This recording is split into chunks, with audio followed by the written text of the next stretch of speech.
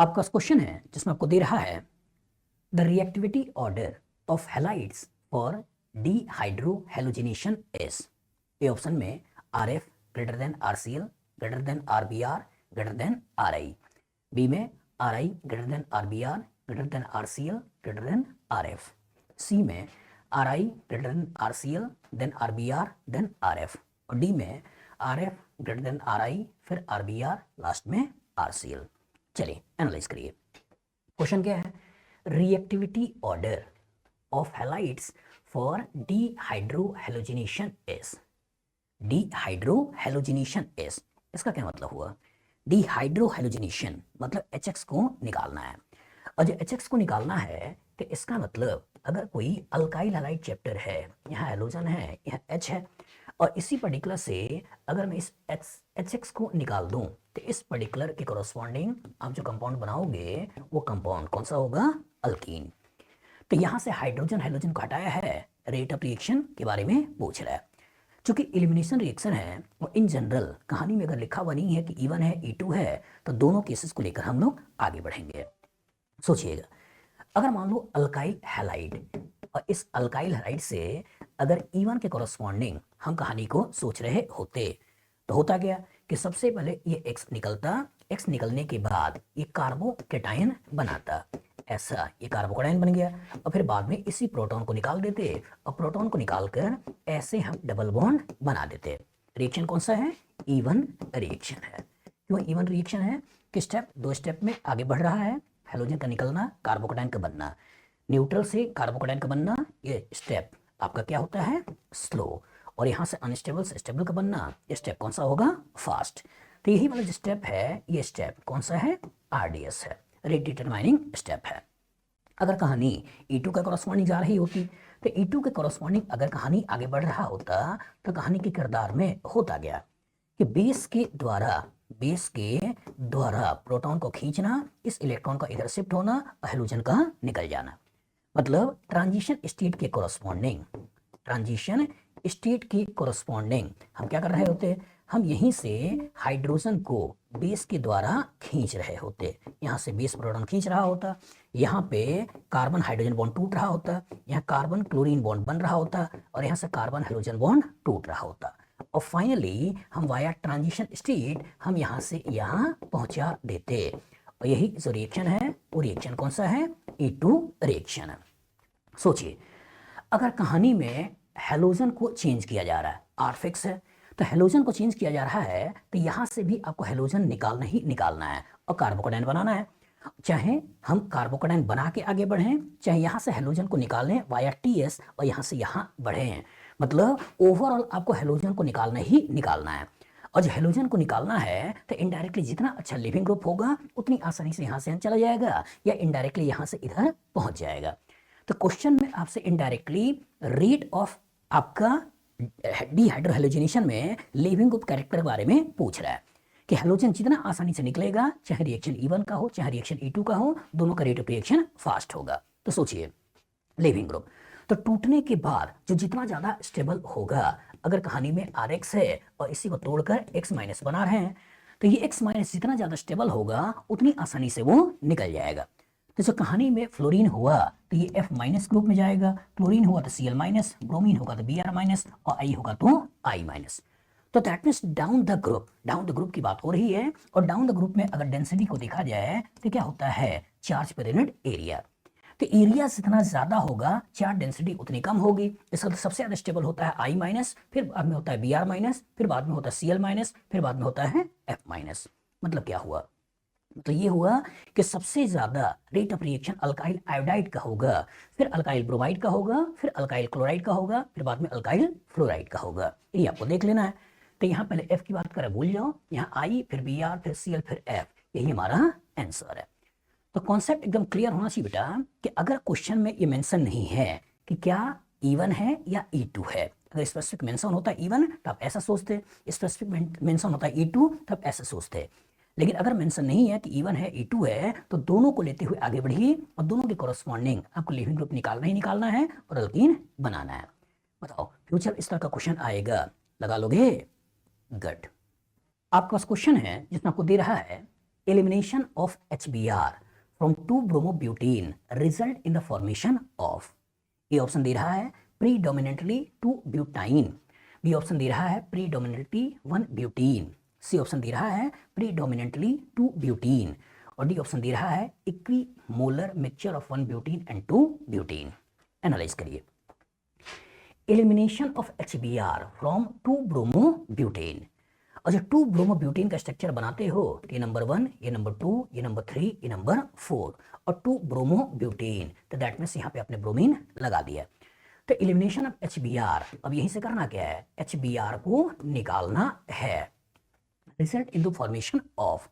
अब पूछ रहा है कि इससे क्या फॉर्मेशन होगा। सोचिएगा, अगर मैं यहां से हेलोजन को निकालूं और इसके बगल से H को निकालूं तो एक डबल बॉन्ड यहां बनने की संभावना है, और अगर मैं यहां से H और यहां से Br को निकालूं तो एक डबल बॉन्ड यहां बनने की संभावना है। तो चूंकि क्वेश्चन में ऐसा मेंशन नहीं है कि E1 है E2 है, तो किसी को भी लेकर आगे बढ़ते हैं और ओवरऑल एलिमिनेशन सोचते हैं। अगर E1 के थ्रू होता तो पहले ये कार्बोकेटाइन बन जाता, बाद में प्रोटॉन निकल जाता, और E2 के थ्रू होता तो दोनों साथ में निकल जाते हैं। यहाँ पे वही कहानी कि अगर मैं इसको निकालकर यहाँ से प्रोटॉन निकालूं तो डबल बॉन्ड यहाँ, और यहाँ से प्रोटॉन निकालूं तो डबल बॉन्ड यहाँ। तो कहने का मतलब यह है कि दो तरह की अल्कीन बनने की संभावना है, एक अल्कीन ये है और दूसरी जो अल्कीन बनेगी वो एक अल्कीन ये है। ये तो बनेगा। अब सोचिए, अगर मैं एलिमिनेशन कराता हूं तो कोई यहां से यहां क्यों जाना चाहेगा जब स्टेबल होगा। तो अगर स्टेबल होगा तो जब एक से ज्यादा अल्कीन बनने की संभावना होती है तो आपको इनडायरेक्टली देखना क्या होता है, स्टेबिलिटी ऑफ अल्कीन, कि जो अल्कीन ज्यादा स्टेबल होगी उसके कॉरस्पॉन्डिंग मेजर और जो अल्कीन कम स्टेबल होगी उसके कॉरस्पॉन्डिंग माइनर। तो अगर मैं इस कार्बन कार्बन डबल बॉन्ड को घेरता हूं तो यहाँ 3 और 3 6, मतलब यहाँ पे 6 हाइपर कंजुगेशन है। लेकिन अगर मैं इस अल्कीन को घेरता हूं तो इसके बगल वाले कार्बन 2 हाइड्रोजन है, दैट मींस यहाँ पे 2 हाइपर कंजुगेशन है। तो ये वाला अल्कीन ज्यादा स्टेबल है, ये वाला अल्कीन कम स्टेबल है, तो दैट मींस ये जो बनने वाला है ये बनने वाला है मेजर, और ये जो बनने वाला है ये बनने वाला है माइनर। ये तो बनेगा। अब इसी को रूल वाइज सोचिए, रूल वाइज सोचिए और इस अल्कीन के बारे में सोचिए कि सबसे छोटी अल्कीन होती कौन सी है, इथीन। इसी के हाइड्रोजन घटाकर यहाँ पे कुछ न कुछ लगाया जाता है, तो जब लगाया जाता है तो यहाँ एक हाइड्रोजन हट के लगाया है तो मोनो सब्स्टिट्यूशन है, कभी यहीं पे एक और लगाते हैं तो डाई सब्स्टिट्यूशन है, ये करते हैं ट्राई सब्स्टिट्यूशन है, ये करते हैं टेट्रा सब्स्टिट्यूशन है। तो जितने हाइड्रोजन हट के ग्रुप लगते हैं उतने उसके सब्स्टिट्यूशन होते हैं। तो यहाँ अगर देखा जाए तो यहाँ का एक हाइड्रोजन हट के CH3, दूसरा हाइड्रोजन हट के CH3, दैट मींस यहाँ पे 2 सब्स्टिट्यूशन है। और यहाँ अगर देखा जाए तो यहाँ H है, एक ही हाइड्रोजन हट के इथाइल ग्रुप लगा हुआ है, तो इसमें आपका एक सब्स्टिट्यूशन है। तो सोचिए स्टर्डजब साहब ने क्या कहा, स्टर्डजब साहब ने कहा कि किसी अल्काइल हैलाइड से HX को निकालना हो या किसी अल्कोहल से वाटर को निकालना हो तो वो अल्कीन मेजर होती है जिसमें सब्स्टिट्यूशन ज्यादा होता है। तो इसमें सब्स्टिट्यूशन हो रहे हैं 2, इसमें सब्स्टिट्यूशन हो रहे हैं 1, तो दैट मींस ये मेजर है और ये माइनर है। बस में आगे, और रूल से अगर निकल के आगे बढ़ें तो आपको केवल और केवल दिमाग में ये पिक्चर रखना है, स्टेबिलिटी ऑफ प्रोडक्ट। और स्टेबिलिटी प्रोडक्ट के लिए आपको देखना क्या है, आपको देखना है रेजोनेंस, आपको देखना है हाइपर कंजुगेशन और आपको देखना है इंडक्टिव इफेक्ट। ये तो करना है। तो जब ये स्टेबल है, मेजर है, तो प्रीडोमिनेटली ब्यूटूइन बनेगा। तो यहाँ कह रहा है प्रीडोमिनेटली ब्यूटूआइन, भूल जाइए, यहाँ ब्यूट1इन भूल जाइए, और ये कह रहा है प्रीडोमिनेटली 2-ब्यूटीन, यही हमारा आंसर है। लेकिन यहाँ बोल रहा है इक्विमोलर मिक्सचर ऑफ 1-ब्यूटीन 2-ब्यूटीन, इक्विमोलर नहीं होगा, इसका अमाउंट ज्यादा होगा और इसका अमाउंट कम होगा। बताओ फ्यूचर में इस तरह का क्वेश्चन आएगा, लगा लोगे? गुड। आपके पास क्वेश्चन है जिसमें दे रहा है साइक्लोहेक्सीन है, उसमें ए कोई रिएजेंट है, हीट है और उसके कॉरस्पॉन्डिंग ए बना है। आपसे पूछ रहा है ए कैन बी, ए क्या होगा?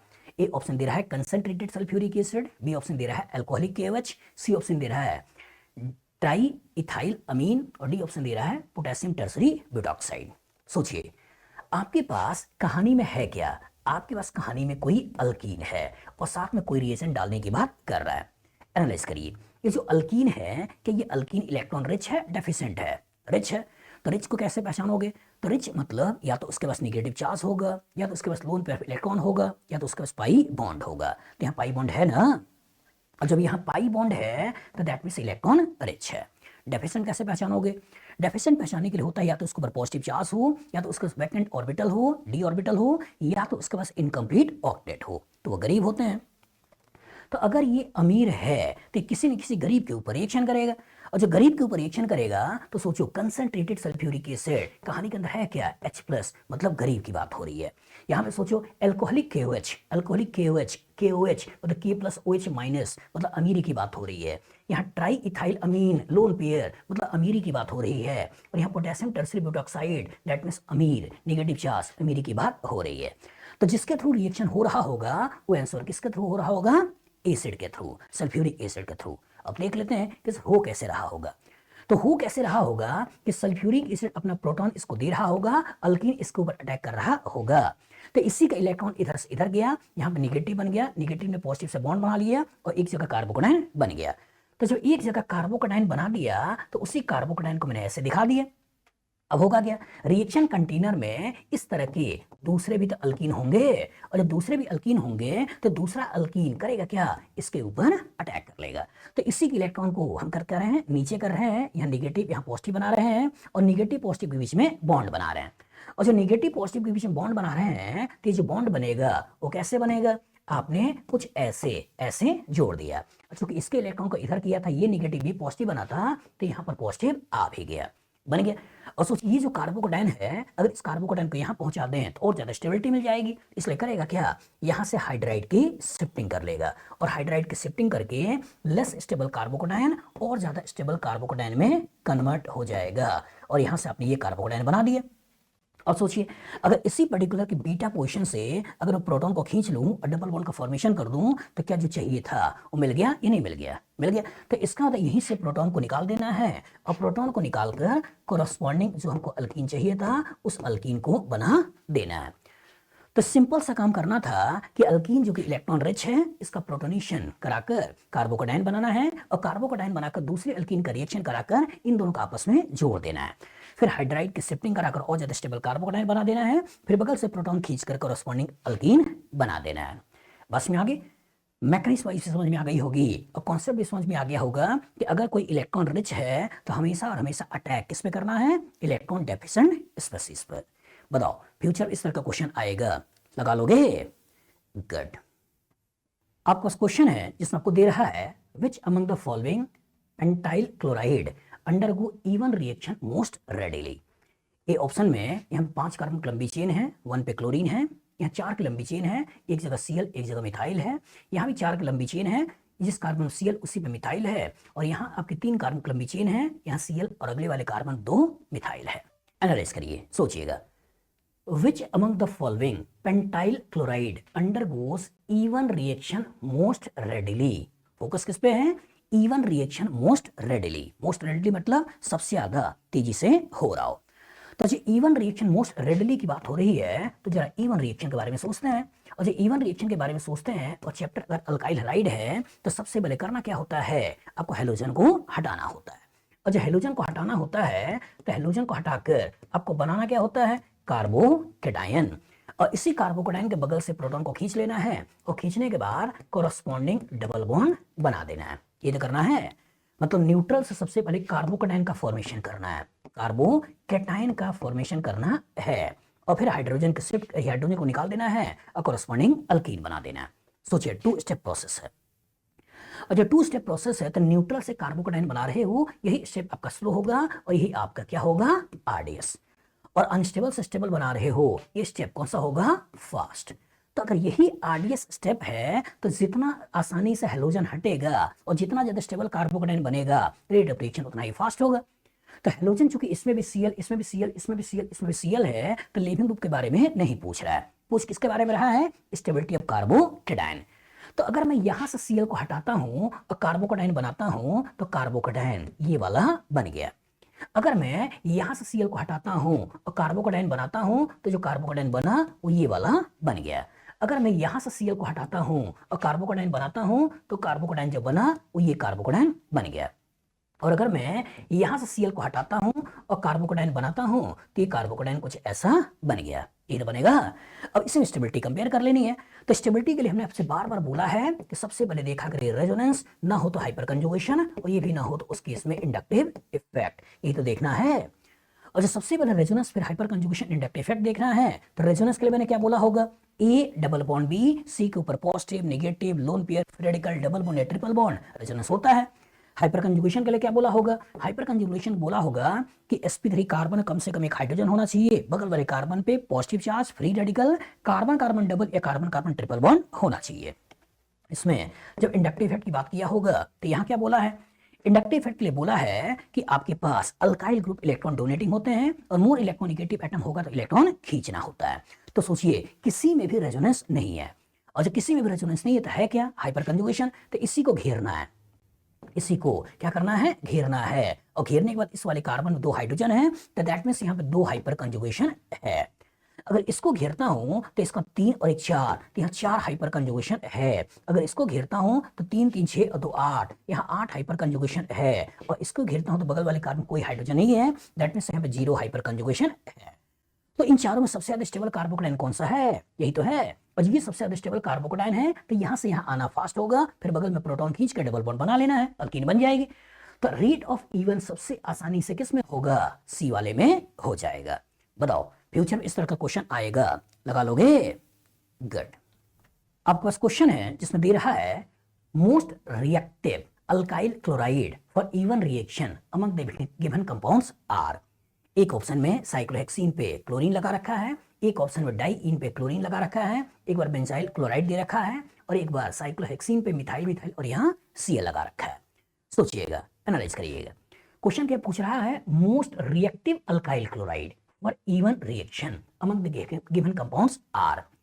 जो most reactive alkyl chloride for even reaction की बात कर रहा है, तो इवन रिएक्शन कॉन्सेप्ट बनाइए। अगेन इवन रिएक्शन, तो इवन रिएक्शन में करना क्या है? आपके पास कोई अल्काइल हैलाइड होगा, इसी अल्काइल हैलाइड से लिविंग ग्रुप हैलोजन को हटा देना है, और हटाने के बाद आपको कार्बोकैटायन बना देना है, ये कार्बोकैटायन बना देना है। और फिर यहाँ से हाइड्रोजन को निकाल देना है प्रोटॉन के रूप में, और कॉरस्पॉन्डिंग आपको डबल बॉन्ड बना देना है। इसी रिएक्शन को क्या बोलते हैं? Even reaction. तो न्यूट्रल से कार्बोकैटायन बना रहे हो, जब न्यूट्रल से अनस्टेबल बना रहे हो, ठीक है, स्टेबल से अनस्टेबल, तो रिएक्शन कैसा होगा? स्लो। और यही अगर स्लो है तो ये आपका क्या है? आरडीएस है। और ये आपका अनस्टेबल से स्टेबल बना रहे हो तो रिएक्शन कैसा होगा? फास्ट। और ये आपका फास्ट है तो ये आपका आरडीएस नहीं है। तो जब आपसे मोस्ट रिएक्टिव की बात पूछ रहा है तो इसका हैलोजन को निकाल के बना क्या रहे हो? कार्बोकैटायन। तो इसका मतलब कि कभी भी रेट ऑफ अगर इवन रिएक्शन की बात करें तो सारा का सारा फोकस कहाँ होना चाहिए? आपका फोकस होना चाहिए स्टेबिलिटी ऑफ कार्बोकैटायन के ऊपर, ये तो बनेगा। अब बाद में फिर प्रोटॉन को खींच के डबल बॉन्ड बना लेना है। तो फोकस आपको सबसे पहले कहाँ करना है? आपको करना है कार्बोकैटायन की स्टेबिलिटी पे। तो यहां से अगर मैं Cl को हटाता हूं और कार्बोकैटायन बनाता हूं तो जो कार्बोकैटायन बनेगा वो कार्बोकैटायन कुछ ऐसा बनेगा। इसमें आ जाओ, यहां से अगर Cl को हटाता हूं और कार्बोकैटायन बनाता हूं तो जो कार्बोकैटायन बनेगा वो कार्बोकैटायन कुछ ऐसा बनेगा। अगर मैं यहां Cl को हटाता हूं और कार्बोकैटायन बनाता हूं तो जो कार्बोकैटायन आप बनाओगे वो कार्बोकैटायन कुछ ऐसा बन जाएगा। और यहां से अगर Cl को हटाता हूं और कार्बोकैटायन बनाता हूं तो जो कार्बोकैटायन बनेगा वो कार्बोकैटायन कुछ ऐसा बन जाएगा, ये बनेगा। अब इन्हीं कार्बोकैटायन की स्टेबिलिटी कंपेयर करनी है, और स्टेबिलिटी के लिए आपको क्या देखना है? Resonance, hyper conjugation, inductive effect. तो इसमें अगर आप ध्यान से देखो तो ए डबल बॉन्ड भी C core positive, that means resonance है। तो कहानी के अंदर एक डबल बॉन्ड का रेजोनेंस है और साथ में 2 हाइड्रोजन, तो इसका 2 हाइपर कंजुगेशन भी है। इसमें अगर आप ध्यान से देखो तो इस डबल बॉन्ड का भी रेजोनेंस है, इस डबल बॉन्ड का भी रेजोनेंस है। तो इसका मतलब 2 डबल बॉन्ड का यहाँ पे रेजोनेंस देखने को मिल रहा है। इसमें देखो तो इस कार्बन कार्बन डबल बॉन्ड का यहाँ भी रेजोनेंस है, तो यहाँ भी रेजोनेंस है। लेकिन इसमें देखो तो पॉजिटिव चार्ज के बगल में यहाँ पे डबल बॉन्ड नहीं है, आगे डबल बॉन्ड है, तो इस डबल बॉन्ड का इस पॉजिटिव के साथ कोई भी रेजोनेंस नहीं है। मतलब इनका कार्बोकैटायन ज्यादा स्टेबल है और यहाँ का कार्बोकैटायन कम स्टेबल है। अब कहानी का ट्विस्ट ये है बेटा कि इसमें एक डबल बॉन्ड, इसमें 2 डबल बॉन्ड, इसमें 3 डबल बॉन्ड। तो बच्चा क्या सोचेगा? इसमें ज्यादा रेजोनेंस है, इसमें कम रेजोनेंस है, इसमें सबसे कम रेजोनेंस है, और बच्चा तुरंत बोल देगा कि ये कार्बोकैटायन ज्यादा स्टेबल है, तो रेट ऑफ एलिमिनेशन इसका फास्ट होगा। लेकिन दिक्कत क्या है? दिक्कत ये है कि कार्बोकैटायन बनने के बाद प्रोटॉन भी तो खींचना है, और प्रोटॉन खींच के डबल बॉन्ड बनाना है। और जब प्रोटॉन खींच कर डबल बॉन्ड बनाना है तो क्या इस कार्बन के पास कोई हाइड्रोजन है? नहीं। और इस कार्बन के पास कोई हाइड्रोजन नहीं है तो एलिमिनेशन करेगा कैसे? मतलब इवन रिएक्शन होगा ही नहीं। एलिमिनेशन होने के लिए बगल में कम से कम एक हाइड्रोजन तो हो, और जब यहाँ भी हाइड्रोजन है नहीं तो एलिमिनेशन होगा नहीं। कभी सब्स्टिट्यूशन हो रहा होता है, SN1 हो रहा होता, तब इसका रिएक्शन का रेट फास्ट होगा। लेकिन जब चूंकि इसके बगल में हाइड्रोजन है नहीं, इसलिए एलिमिनेशन रिएक्शन ये दिखाएगा भी नहीं। इसलिए अब इन दोनों को पकड़ना है, और इन दोनों को पकड़े तो यहां से अगर प्रोटॉन को खींच के डबल बॉन्ड बना दें तो कंपाउंड एरोमेटिक हो जाएगा, बहुत ज्यादा स्टेबल हो जाएगा, तो दैट मींस बड़े आराम से ये निकल जाएगा। इसलिए अगर बात करें कि सबसे तेज किसमें है, मोस्ट रिएक्टिव कौन सा है, तो आंसर कौन सा बन जाएगा, बी। तो कार्बोकैटायन तो सोचिए, लेकिन साथ में भी सोचिए कि बगल से प्रोटॉन खींच कर डबल बॉन्ड भी तो बनाना है, और जब बगल से प्रोटॉन खींच कर डबल बॉन्ड बनाना है तो बगल में प्रोटॉन होना चाहिए। बस में आगे ये कहानी का ट्विस्ट था। तो फ्यूचर में इस तरह का क्वेश्चन आएगा, लग जाएगा। गुड। आपका क्वेश्चन है जिसमें दे रहा है major product of the following elimination reaction is. आपके पास एक साइक्लोब्यूटेन है, उसके अगले वाले कार्बन तो मिथाइल और एक सीएल है, इथेनॉल हीट का रिएक्शन है। इसके कॉरस्पॉन्डिंग एक स्ट्रक्चर ये है, दूसरा स्ट्रक्चर ये है, तीसरा ये है, चौथा ये है, इन्होंने ये दे रखा है। एनालाइज करिए कैसे इस रिएक्शन को प्रोसीड करोगे। तो जब इवन रिएक्शन की बात हो रही है बेटा, और इवन रिएक्शन के कॉरस्पॉन्डिंग अगर हमको प्रोडक्ट बनाना होता है तो सबसे पहले करना क्या है, लिविंग ग्रुप निकालना है, कार्बोकैटायन का फॉर्मेशन करना है। तो दैट मींस सबसे पहले आपने इस लिविंग ग्रुप को निकाला। जब ये लिविंग ग्रुप निकल गया तो जो कार्बोकैटायन बना वो कार्बोकैटायन आपने ऐसा बना दिया। अब सोचिए 4 मेंबर रिंग, बगल वाले कार्बन पे पॉजिटिव चार्ज, और जब 4 मेंबर रिंग बगल वाले कार्बन पॉजिटिव चार्ज होता है तो रिंग एक्सपेंड करके उसको 5 मेंबर रिंग में लेके जाना है। तो यहाँ के पॉजिटिव को यहाँ पहुंचाना है, और जब यहाँ के पॉजिटिव को यहाँ पहुंचाना है तो इन्हीं इलेक्ट्रॉन्स को पकड़ना है, इसी इलेक्ट्रॉन को इधर कर देना है। तो ये बन गया पॉजिटिव, ये बन गया निगेटिव। अब ये निगेटिव पॉजिटिव मिलकर बना देगा बॉन्ड, और अगर ये पॉजिटिव निगेटिव मिलकर बना देगा बॉन्ड तो इसका मतलब है क्या कि इतने पार्ट में कोई चेंज है नहीं। अब आपको करना क्या है, इसी निगेटिव पॉजिटिव को मिला देना है, और मिलाने के बाद यहाँ पे पॉजिटिव चार्ज बना देना है। अगर आप ध्यान से देखो और रिंग के बारे में सोचो तो ये नंबर 1 हो गया, ये नंबर 2 हो गया, ये नंबर 4 हो गया, ये नंबर 5 हो गया, ये नंबर 1 2 3 4 5 मेंबर रिंग बना दिया। ठीक है, तो 5 मेंबर रिंग अगर बना दूं तो हमको मिलेगा क्या, एक जगह यहाँ मिल गया पॉजिटिव चार्ज, बगल में यहाँ पे मिल गया 2 मिथाइल, ऐसा बन गया। अब सोचिए जहाँ पॉजिटिव है उसके बगल में मिथाइल भी है, तो क्या मैं इस मिथाइल को यहाँ से भेजकर और ज्यादा स्टेबल कार्बोकैटायन नहीं बना सकता हूँ, बना सकता हूँ। जो और ज्यादा स्टेबल कार्बोकैटायन बना सकता हूँ तो इसका मतलब यहाँ मैं मिथाइल की शिफ्टिंग करूंगा, और शिफ्टिंग करके ये वाला कार्बोकैटायन बनाऊंगा। अभी कार्बोकैटायन बन गया, और चूंकि एलिमिनेशन करना है और इससे भी स्टेबिलिटी प्रोडक्ट के बारे में सोचना है, तो अगर इसके बगल में यहाँ से प्रोटॉन खींचकर डबल बॉन्ड बनाऊं तो हाइपर कंजुगेशन 2 और 1 3 मिलेगा। यहाँ से प्रोटॉन खींचकर डबल बॉन्ड बनाऊं तो 3 2 5 3 8 और 10 मिलेगा, और यहाँ से प्रोटॉन खींचकर डबल बॉन्ड बनाऊं तो इसका 2 1 3 और 3 6 हाइपर कंजुगेशन मिलेंगे। तो जो मोस्ट स्टेबल अल्कीन बनने वाली है, मोस्ट स्टेबल अल्कीन कहाँ से बनने वाली है, यहाँ से बनने वाली है, और जब यहाँ से बनने वाली है तो इसकी कॉरस्पॉन्डिंग से मैं अल्कीन बनाऊंगा, वो ये अल्कीन बन जाएगा। ये मेजर प्रोडक्ट है, इसी को देख लेना है। तो A option 4 membered, B option 4 membered, 5 membered, और ये 5 मेंबर्ड, लेकिन जिस पे डबल बॉन्ड है उसी पे 2 मिथाइल, यहाँ पे नहीं है, यहाँ पे है। तो आंसर कौन सा हो गया, डी। तो कॉन्सेप्ट एकदम क्लियर होना चाहिए। कॉन्सेप्ट क्या है कि एलिमिनेशन इवन में सबसे पहले लिविंग ग्रुप हटाना है, कार्बोकैटायन बनाना है। कार्बोकैटायन बनाने के बाद अगर लेस स्टेबल कार्बोकैटायन अपने बगल से हाइड्राइड, फिनाइल, मिथाइल या बॉन्ड के शिफ्टिंग से और ज्यादा स्टेबल कार्बोकैटायन बनता हो वो भी करवाइए। उसके बाद अगर फिर से स्टेबिलिटी गेन कर रहा हो तो भी करवाइए, और फिर बगल से प्रोटॉन खींचकर कॉरस्पॉन्डिंग डबल बॉन्ड बना दीजिए। बताओ फ्यूचर इस तरह का क्वेश्चन आएगा, लगा लोगे।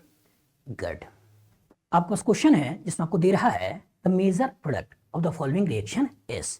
आपके पास एक अल्कोहल है, इसके ऊपर सल्फ्यूरिक एसिड का रिएक्शन है, इसके कॉरस्पॉन्डिंग एक अल्कीन ये है, दूसरी अल्कीन ये है, तीसरी अल्कीन ये है, चौथी अल्कीन ये है।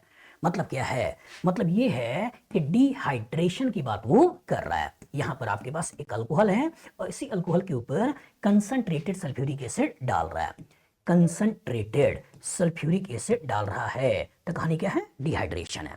और डिहाइड्रेशन मैकेनिज्म कौन सी है, E1। और जो मैकेनिज्म E1 है तो weak leaving group OH sulphuric acid का प्रोटॉन को लेकर यहां से वाटर ग्रुप में ये निकल जाएगा, और जब वाटर ग्रुप में निकल जाएगा तो जो कार्बोकैटायन बनाएगा वो कार्बोकैटायन कुछ ऐसा बन गया। अब कहानी का ट्विस्ट क्या है कि जिस कार्बन में पॉजिटिव है अगर उसके बगल से हाइड्राइड, अल्काइल, फिनाइल या बॉन्ड की शिफ्टिंग से और ज्यादा स्टेबल कार्बोकैटायन बन रहा हो तो उसका मूवमेंट करवाते हैं, और जो और ज्यादा स्टेबल कार्बोकैटायन बन रहा हो तो उसका मूवमेंट करवाते हैं। इसलिए इस मिथाइल का मूवमेंट यहां से यहां करवाएंगे, और इससे भी ज्यादा स्टेबल कार्बोकैटायन के बारे में हम सोचेंगे। और ये कार्बोकैटायन बना दिए।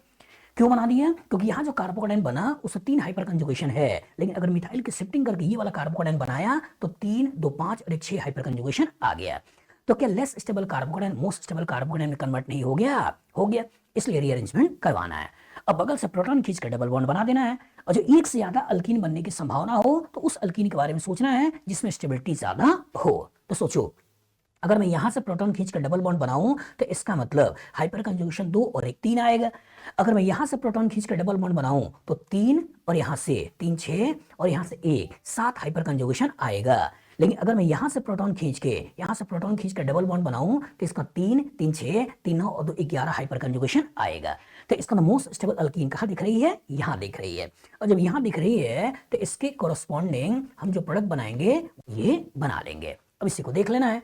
तो ई ऑप्शन में डबल बॉन्ड यहां बना रहा है, भूल जाइए। बी ऑप्शन में ध्यान से देखिए, तो ध्यान से देखिए ये और ये दोनों है क्या? सेम ही तो है, और जो सेम ही है तो इसी को ले लेना है। और सी में देखिए डबल बॉन्ड यहां बना रहा है, भूल जाइए। और डी में देखिए तो डबल बॉन्ड यहां बना रहा है, दैट मींस भूल जाइए। तो कॉन्सेप्ट में बार बार क्या बोल रहा हूं कि सबसे पहले वाटर को निकालो, कार्बोकेटायन का फॉर्मेशन करो।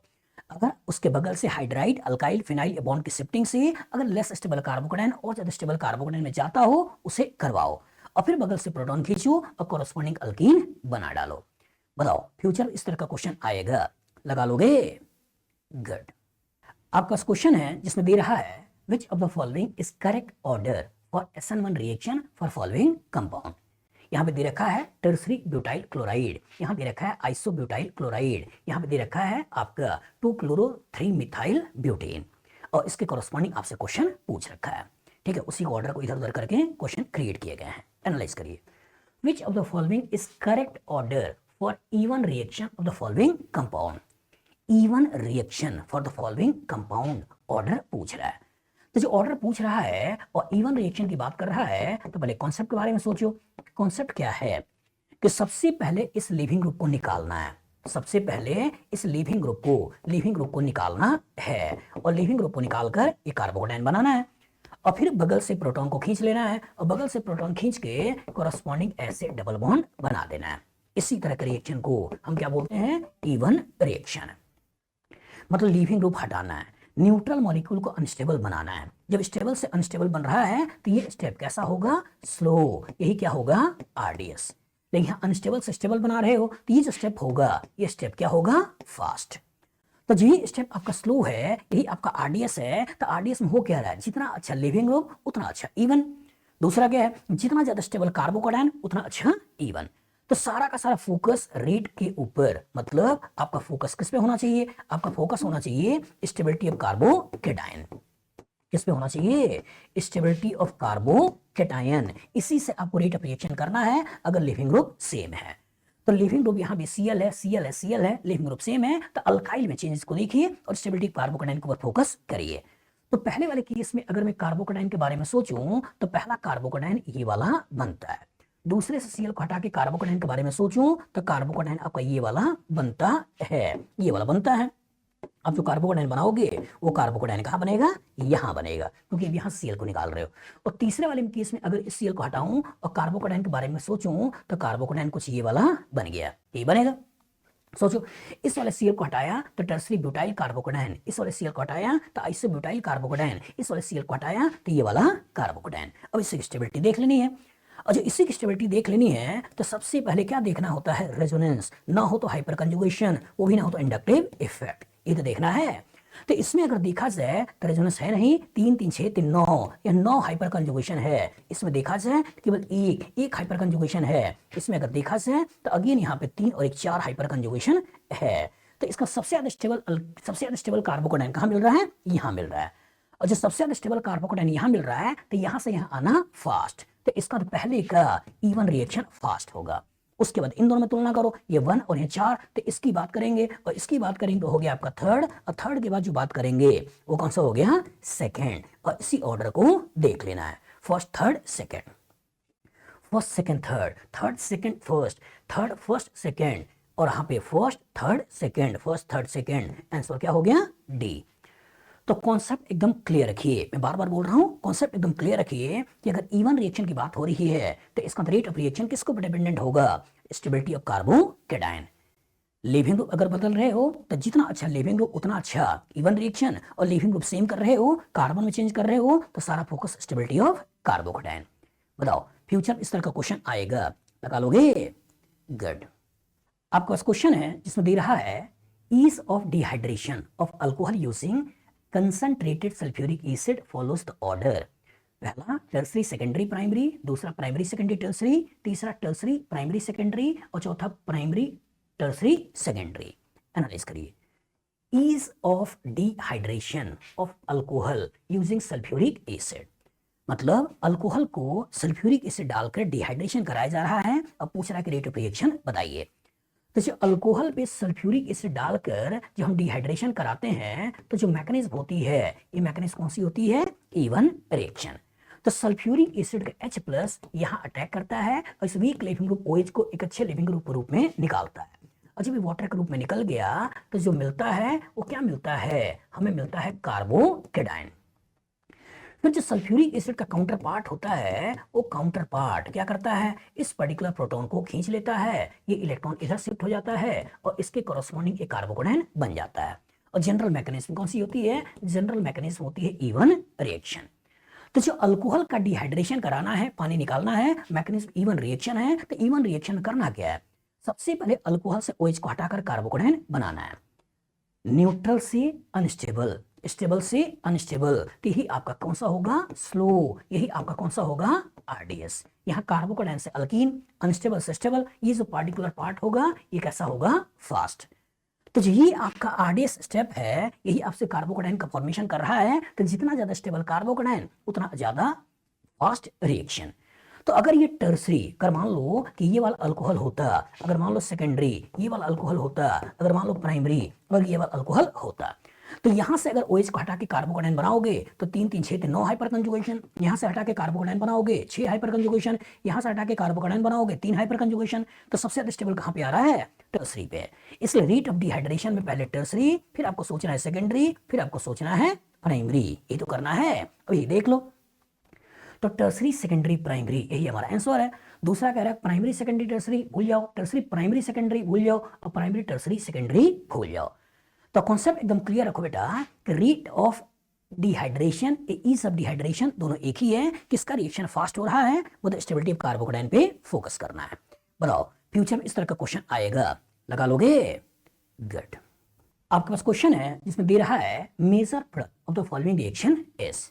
आपका साइक्लोहेक्सेन के ऊपर CH2OH है, कंसंट्रेटेड सल्फ्यूरिक एसिड का रिएक्शन है, हीट है।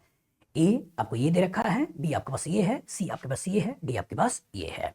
एनालाइज करिए, सोचिए।